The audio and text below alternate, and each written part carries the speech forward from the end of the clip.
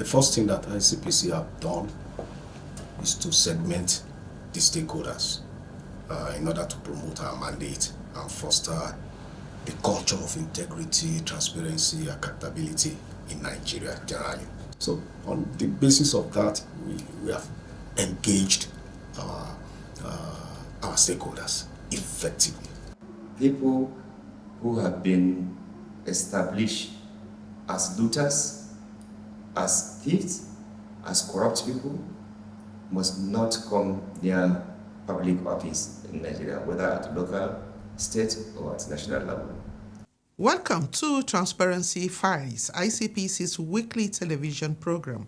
I am Hawasani Garba. Corruption undermines trust, hampers development, and affects everyday Nigerians.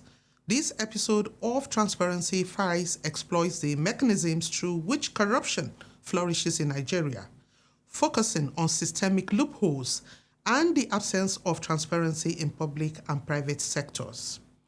Later in the program, we will bring you highlights from our state offices, a special segment on Know Your Act and other exciting features. But before we dive deeper into the topic, let's catch up on anti-corruption updates with Ruth Awodi. Stay tuned.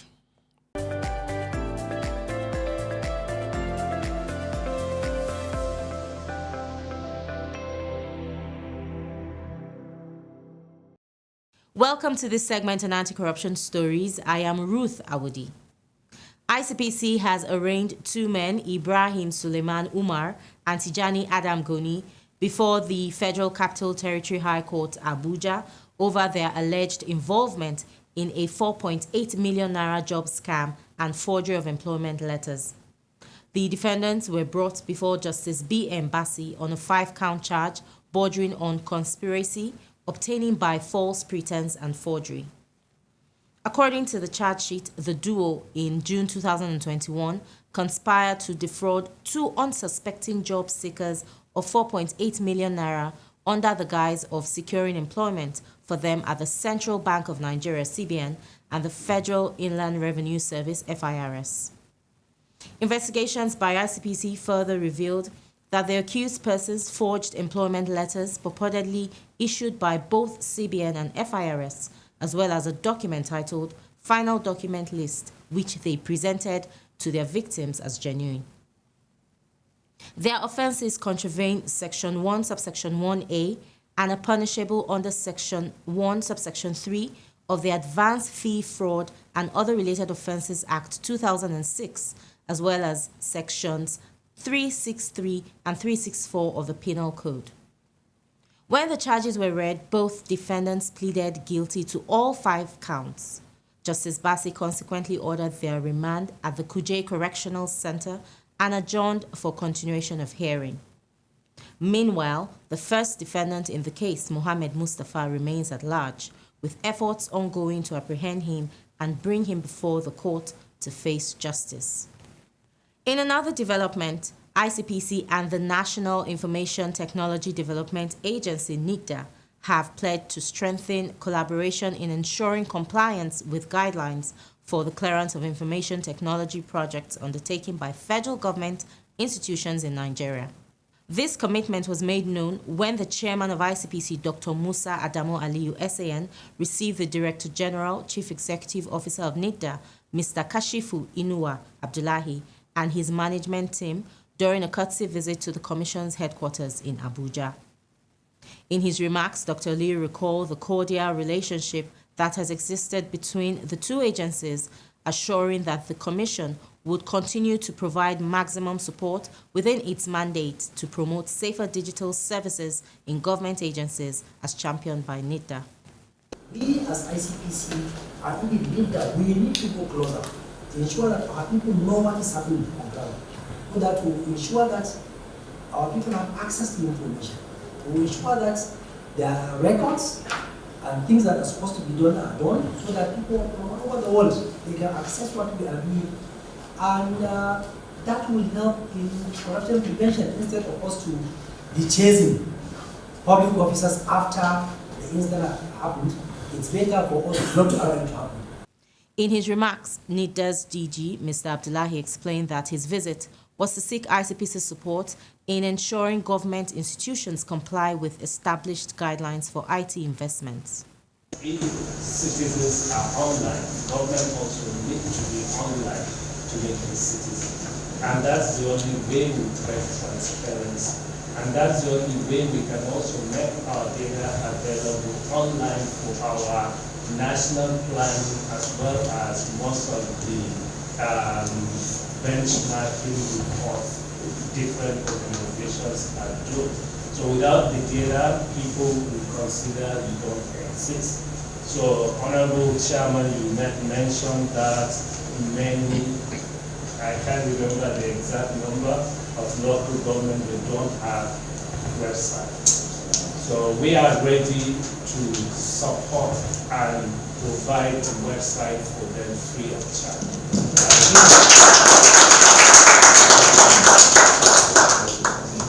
You enforce them as part of digital transparency. All local governments should have website presence. They should be able to put what they are doing online, and citizens also can contribute to it. At the end of the meeting, the two agencies agreed to establish a joint committee to develop a workable framework that will guide their collaboration and ensure concrete results. That will be all on this segment. Transparency Files continues with Hawa. Stay with us. Corruption not in my country. This CV is for Eugenia here. She's here for the vacancy. See to the CV and she got the job. Could you please wait for me at the reception? But sir, Yes. she studied physical and health education. Yes. We already shortlisted 3 qualified candidates for the job. They all studied accounting. With all due respect, sir, we need qualified people in the accounts department. People who are good with figures. How do you know that she does not understand what figures are? But why do we need a square peg in a round hole? What is important here is to fill in the vacancy. Anyhow, I will take. I can't be a part of this. That is a language of corruption. And corruption, not in my country. Corruption not in my country. Welcome back. If you are tuning in, this is Transparency Files. Corruption has been a persistent challenge in Nigeria, with far-reaching negative consequences for the country's economic development. It perpetuates poverty, inequality, and social justice. Corrupt practices take many forms, from bribery, embezzlement, nepotism, and misappropriation. The effects on the economy of the country cannot be underestimated. But what enables corruption to flourish? Let's listen to Comrade Awal Musa Rafsanjani, Executive Director, Civil Society Legislative Advocacy Center, CISLAC, on the way forward. There are a number of ways in which we can actually block the leakages. One is to first check to see in our legal frameworks where are the shortcomings. Do we have enabling framework to ensure that we block leakages? If we have, can we make sure that we implement those legal frameworks? Where there are gaps, can we make sure that we legislate or through the policy framework, we come up with a policy framework that will make it impossible for these leakages to happen? People who have been established as looters, as thieves, as corrupt people, must not come near public office in Nigeria, whether at local, state, or at national level. We need to strengthen the anti-corruption agencies, give them more support and more space, and stop any political interference or deliberate starvation of those agencies from having adequate resources to carry out their work. If you establish that somebody had violated the law and you take all the necessary judicial processes to prosecute that person must not be forgiven. Because if you continue to scuttle the effort of the anti-corruption agencies. You are demoralizing them because they put their lives to get to the extent of arresting and prosecuting such kind of offenders. CISLAC, which is the National Chapter of Transparency International, and a lot of civil society organizations are working to support the effort of the government to ensure that we block leakages, we fight corruption, we educate and sensitize the public about the evils of corruption. So civil society, through their advocacy, through their research, through their public engagement, awareness and sensitization, have been complementing the effort of the anti-corruption agencies to ensure that corruption are dealt with. And civil society have been serving as also whistleblower. Civil society have been also providing credible information to anti-corruption agencies about the activities of corrupt people, especially the public officials. The whole issues of access recovery is courtesy of the tremendous contribution by civil society organizations that have continued to trace, stolen asset, ill-gotten money in Nigeria and outside Nigeria.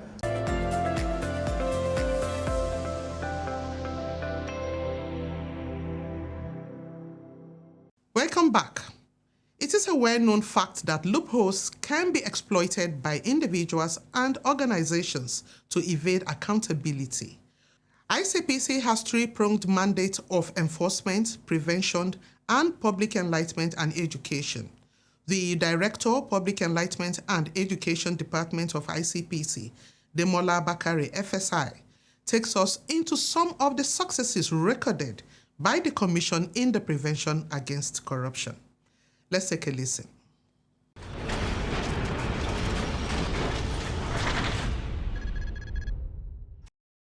The first thing that ICPC have done is to segment the stakeholders in order to promote our mandate and foster the culture of integrity, transparency, accountability in Nigeria generally. And our method of engaging with them, and we categorize them into three. Number one is the sensitization campaigns. Integrity outreaches, we organize integrity outreaches, we do behavioral change lectures. And when the National Ethics and Integrity Policy came on board, so we put that into training modules too. So we have been having series of sensitization outreaches, lectures and workshops for anti-corruption clubs, for anti-corruption vanguards in tertiary institutions, for youth and women groups, for traditional leaders and traditional organizations, for religious leaders and religious organizations, for even actors and MDAs. Those are part of our stakeholders. Business management organizations and professional bodies too. They are all included in our stakeholder categories that we have tailor-made lectures and sensitization programs for. The second one is through collaboration and partnership with various organizations, including the judiciary, the legislature, the civil society organizations. And the executive. I can talk about the collaboration with NIDA in order to promote anti-corruption technology. We can use technology to fight anti-corruption. So, technology development, NIDA, we have collaboration partnership with them. We have collaboration with the Ministry of Interior, in order to strengthen the service delivery, effective service delivery, such as procurement of passport, for instance. We have collaboration with them so that the ethical quotients of delivering that service to members of the public will greatly improve. The health sectors, we had a seminar and we are about to sign an MOU with the Federal Ministry of Health in order to be able to track disbursement of resources to health centers all over the country. So on the basis of that, we have engaged our stakeholders effectively. I am a Nigerian. highly cultured race. My culture abhors corruption, and with my integrity, a new Nigeria is possible. I say no to corruption today to build a future for my children.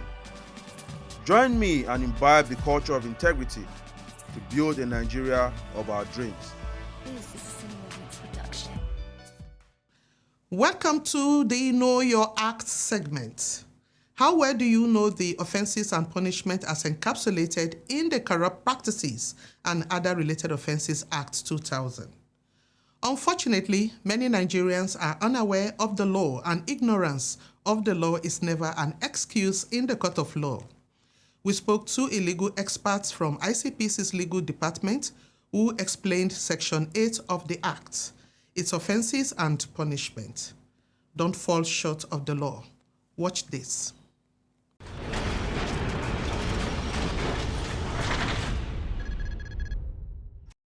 The Section 8 of our Act is actually the beginning of the offenses section of the Corrupt Practices and Other Related Offenses Act 2000. And for good reason, the offense of gratification or bribery, as it's commonly called, is the beginning of the offenses section, and that's provided for in Section 8 of the Act.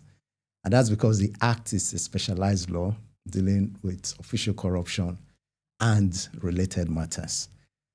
The section is quite broad, but the main provision of the section is the offense or created the offense of receiving or obtaining any property either for himself or for someone else or on behalf of someone else by a public officer. Now, what this means is that if, as a public officer, I work in a government department where maybe employment is to be given or admission is to be given or license is to be obtained, and I either collect money from someone to do that or to refrain from doing something, then if it is established that I've collected that money either by myself or through someone else, then I could be charged under this section. So people who promise employment to others, vulnerable members of the public, may be tried under this section. Now, when people are arrested, or being investigated under this section, some of them may want to be smart. They tell you, yes, I received money, but this money was a loan given to me by this person, or it was for something else. Now, subsection 2 provides, a guide on that. Subsection 2 says that if such a person or such a promise is made and the person, is investigated, then it is not a defense that, okay, I took this money on behalf of this person because of something else. Except that person or that something else is established by credible evidence, it is presumed that that money was collected fraudulently or corruptly, and the person will be tried. And it is also possible for some persons to say, well, I collected this money, but I did not eventually do what I promised to do. That, again, is taken care of under subsection 3. It says that it is not a defense when somebody says, okay, I collected this money to do this, but I eventually didn't do it. So all this put together make up Section 8. That's offense of bribery and the punishment of 7 years imprisonment.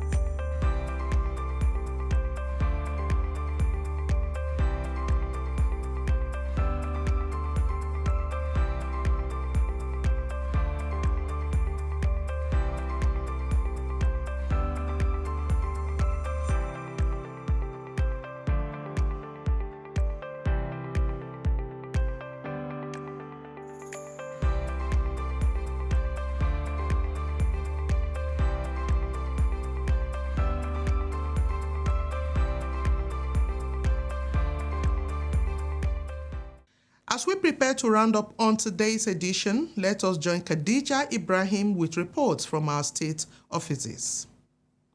A report from Sokoto State reveals that the Resident Anti-Corruption Commissioner, Mr. Shintema Binga, sensitized the Governing Council of the Federal University of Agriculture, Zuru, on ethics and accountability during a one-day retreat in Birnin Kebbi.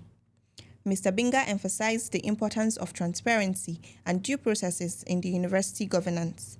He urged the council members to uphold ethical leadership, strengthen oversight, and promote accountability to curb corruption and build public trust. Coming from Katsina State, ICPC has sensitized and inaugurated the Student Anti-Corruption Club at Lawal Dan Halilu Memorial Community Secondary School. Mr. Sani Tukur Taroni urged the students to uphold strong morals and reject all forms of corruption. He also encouraged them to be exemplary role models and good ambassadors for their parents, school, and the ICPC, working towards a better future. Coming from Benue State, the Resident Anti-Corruption Commissioner, Mr. Mustafa Abubakar Wala, led a team to pay a courtesy visit to the Commissioner of Lands, Survey, Urban and Regional Planning, Dr. Frederick Ikian, to strengthen partnerships in the fight against corruption.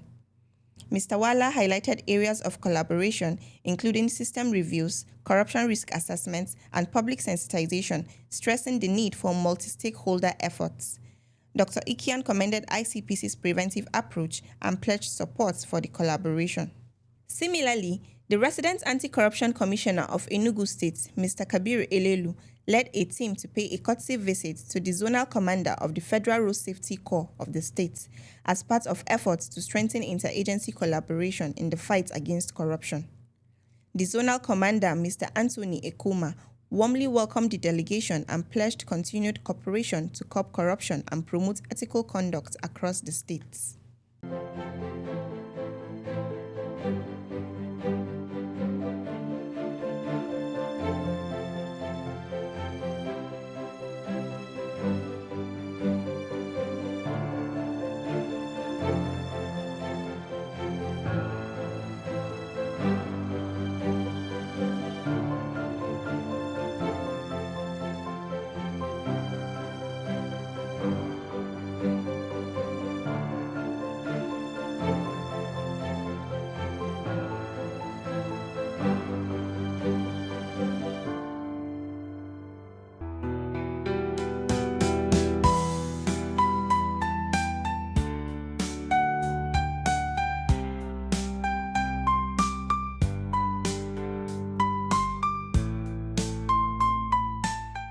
Corruption is a complex issue that thrives through loopholes and lack of transparency. We can work towards creating a more accountable and transparent society. Join us next time as we explore more anti-corruption news. And that's it for today's episode. Don't forget to watch Transparency Files every Friday at 6:30 p.m. on the NTA network and international. Also follow us on our social media platforms as shown on the screen. See you next week. Join us again for another insightful edition of the program.